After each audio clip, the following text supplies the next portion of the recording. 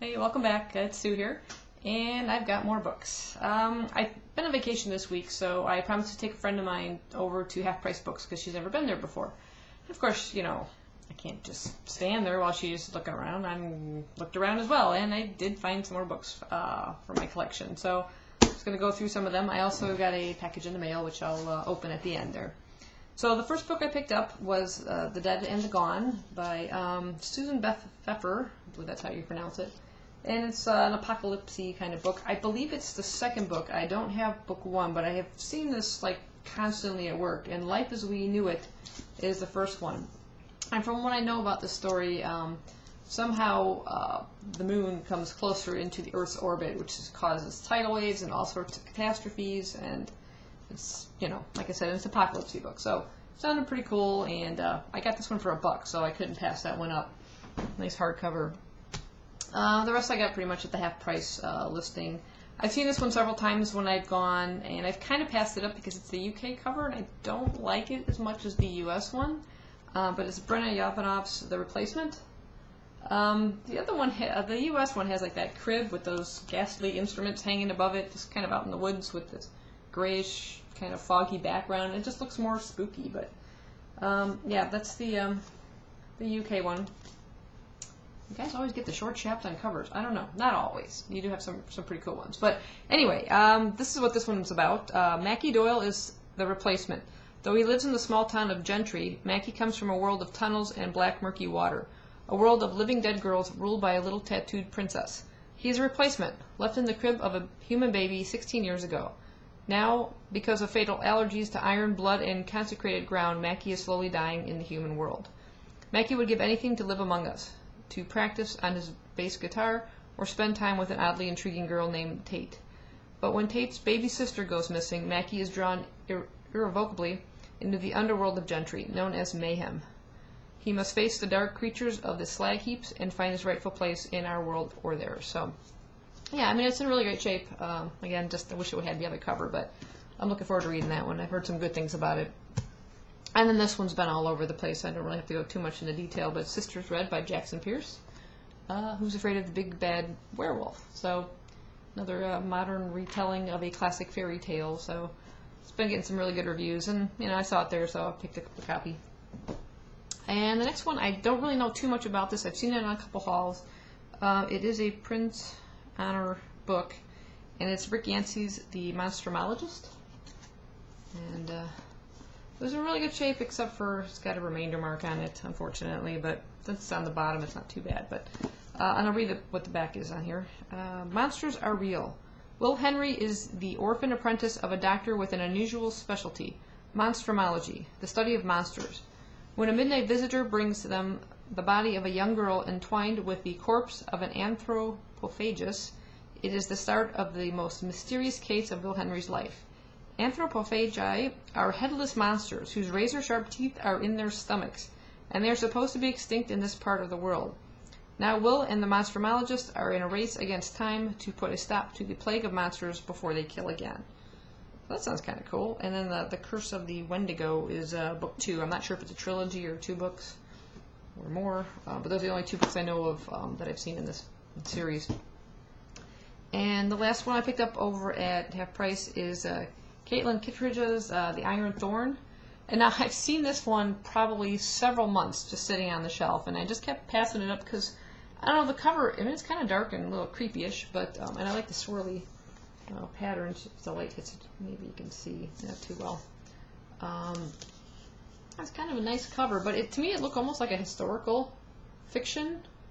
And then I finally looked at it a little closer and found out it's steampunk.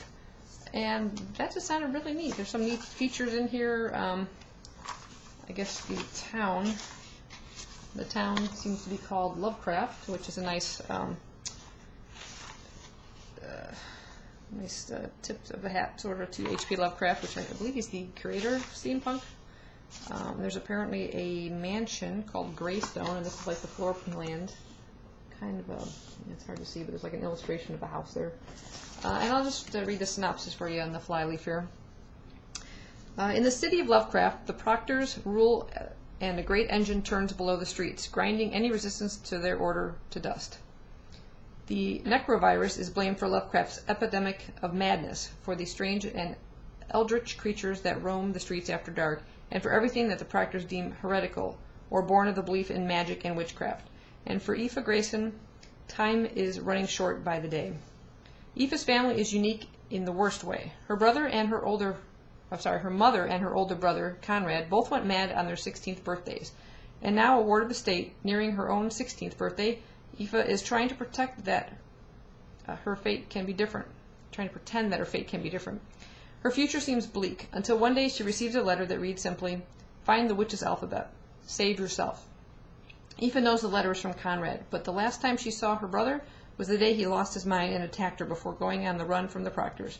Could it be that he is staying somewhere and warning her to get out while she still can, or is the note simply a message from a rambling madman? To save herself, Aoife must find her brother, and to do that she must leave Lovecraft and venture into a world of heretics and air pirates, night creatures, and dark family secrets before the clock winds down and she too succumbs to the necrovirus. So yeah, that sounds kind of cool. Like I said, maybe I'll find out more why this cover kind of looks this way, or I'm not sure what time setting it's in. With steampunk, sometimes you never know. It could be in the past, and it's just got some strange elements in it. But yeah, glad I finally decided to pick it up. It sounds pretty cool. I believe The Nightmare Garden is the next book in the series. This is her first book for young readers, so it's sort of a debut novel. That'll be nice. I can add to my debut shelf back there. And then The Nightmare Garden is the next one in this, I don't know, trilogy. Who knows? Okay, so those are all the books I got, half-price books. And then I got a couple books I ordered in the mail. We'll rip that open now. Maybe. Oh, only one of them showed up. Where's the other one?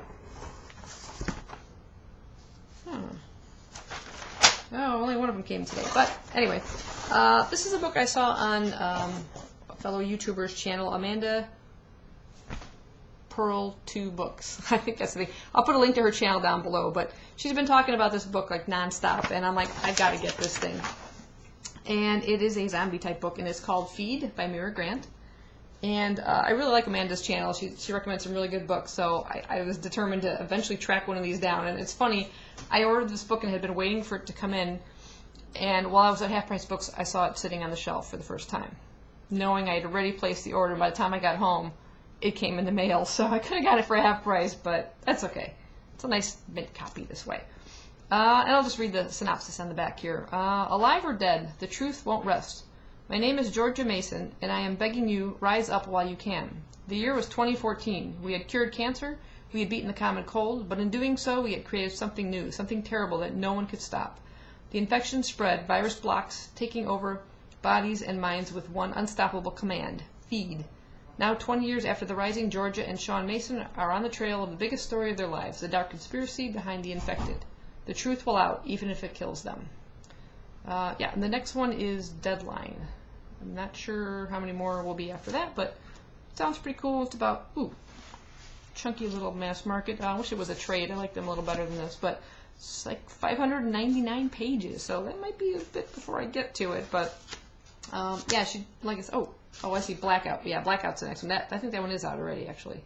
So they call it the Newsflesh Trilogy. So it sounds pretty cool. The little RSS symbol there is pretty neat. So anyway, that's all I have for you today. My dog's going to start barking because the doorbell just rang. So thanks for watching. Get a chance to pick these up. And like I said, I'll post Amanda's channel down below. She's also with Bookish Days, which is also a really good collaborative channel. I'll put a link to that one as well. So thanks for watching. Bye-bye.